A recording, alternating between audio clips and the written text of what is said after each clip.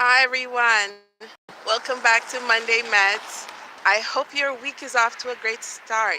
Yes, it's Monday. Happy Monday to you all.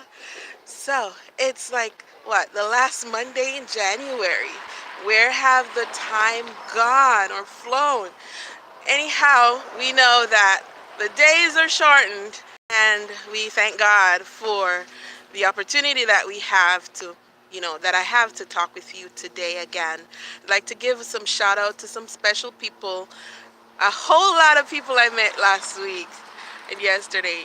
Thank you so much, guys, for all the wonderful discussions we had and you sharing your stories with me. And so, shout out to Kirsten, Nicole, Cora, Derek, Daniel, Laura, Mo, Sandy, Mike. Thanks for sharing about your grandparents. Hillary, shout out to you and welcome to Massachusetts, all the way from Arizona. I hope you will have a great trip back. Shout out to Joy and Carol. Shout out John, Louis, Brianna, Judith, and Julia. Shout out to you ladies. Thanks for sharing your health stories. Chris, Josie, shout out. Hala, I hope you had a wonderful or safe delivery of your baby. Shout out to you, Grace. Nice to talk with you. Shout out to you. Shout out to the Lowell All Nations Church, Seventh day Adventist Church family. Shout out to you guys. It was wonderful taking the time and worshiping with you guys. Thank you for having us over. Shout out to you guys. Shout out to Bruna. I wish you all the best with med school. Shout out Kathy, Jill, Maggie, and Brittany. Shout out to you, Kim. You ladies, thank you for sharing that beautiful story. Yes, shout out Tafik, Kleber, shout out, and Kashif, and shout out Elisa. All the best and safe travel back to China. So yes, guys, shout out to you all. And it's not as cold as last week, as you can see. I'm wearing my earmuffs. Yes, I'm so glad that I found them after not seeing them for a few months. So yes, wonderful. So today we're talking about relating to your father, and how many of you watched my video last week as I talked about true identity and where you get your true identity from. And yes, I did talk about um, we get our true identity from our fathers, but also I'd like to talk about today, how do you relate to your dad? How do you relate to your father?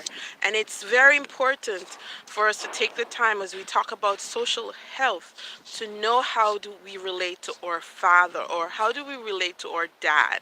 And so let's jump right in.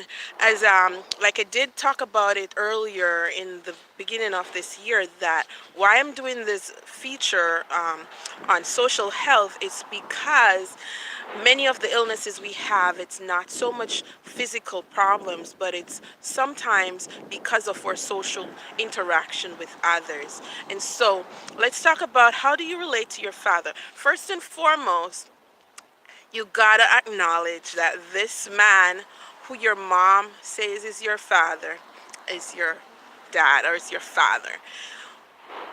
Hopefully you know who that is.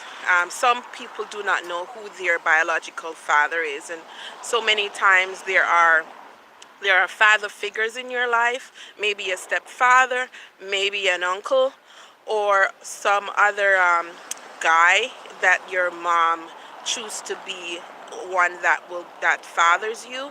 And so what I want to or maybe you were adopted. And so my encouragement to you today is that as we look at how do we relate to our father, and this video is not just for adults but also for children, that first and foremost that we acknowledge who this man is, that he is the one that God chose to allow us to come through this world. Remember, the egg meet the sperm, or the sperm meet the egg, and so the egg from your mom and the sperm from your dad brought you come together and bring about you. And next week we'll talk more about that, as we will look at how do you relate to your mom. And I will mention this right now, and I will talk about it next week, that there is some abortion laws that were passed in New York, and we'll talk about those next week. However, if you are watching this video and you're pregnant and you don't know what to do and you feel like having an abortion, I would encourage you, by God's grace, that you'll keep this baby and that you'll get help. There are many organizations out there who are willing to help you, and there are many people out there that are willing to help you.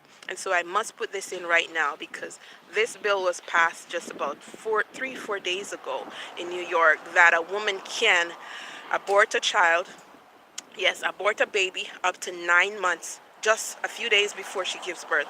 And that is so crazy, but it is the world that we're now living in. So I'm encouraging you, if you're out there and you feel like you cannot take the care of this child anymore, I would encourage you to give this child life, as God chose to give this child life through you, and that you will give this child up for adoption if you feel like you cannot take care of the child. But do not kill the child, okay? All right, so we'll go back to relating to our parents, or our dad. So as you relate to your dad, yes, guys, you got to remember to honor your father, no matter what he did or what he is doing or has done to you in the past. The Bible talks about it in the Ten Commandments. Yes, in Exodus 20, verse 12, it says, honor your mother and your father. Honor your father. And that's one of the things I will encourage you to do. Like I told you last week, I didn't have a father who was there all the time when I was growing up. And so I understand. I'm very aware of it, and I understand some of the things that you may go through. But yes, you still have to honor your father no matter what, which means respect him. Even in the words you say about him and how you talk to him and talk about him, you have to show honor and respect, because that's something God requires of us to do. That's what our Heavenly Father requires us to do. Also, this is for children. Obey your parents. Now, as adults, we are not encouraged. We don't have to obey our parents, because we all have choices. Our parents brought us into this world, and they encouraged us. They, parented us. They took care of us, and they grew us, raised us up, and everything. So we don't need to obey our parents as adults, but as children, you must obey your parents. And the Bible talks about it, that children, obey your parents in the Lord, because this is right. And so, also, take care of your father as much as you can. Yes, as much as you can. Take care of him till his last days, his dying day. Take care of him. Call him up. Take care of him. Send him gifts. Go visit him as much as you can. And also, if you cannot reach to him, you know, employ someone to take care of him if he needs that. But that's a part of our God-given role and responsibility to our dads.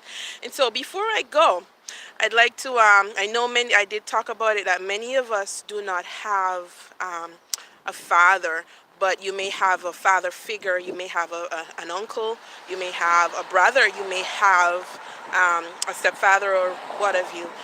Today marks 5 years since my uncle, who played a very vital role in my life, passed away or died. And today I remember and reflect on my uncle Vincent White. Yes, my uncle. And may God, well, may his soul rest in peace, or he continue to sleep in Jesus. And so, honor your father, no matter, honor that man that God placed in your life. And even if it is an uncle or someone that is playing that role, honor them in whatever way you can and however you know best. And so that's my encouragement for us today. As we as I go, I want to share this verse with you from Psalm 103 verse 13 says, as a father pitieth his children, so the Lord pitieth them that fear him. And I encourage you to fear God, respect him. Don't be afraid of him, because he loves you. Respect him and give him a chance in your life today. Have a wonderful day, everyone, and God be with you.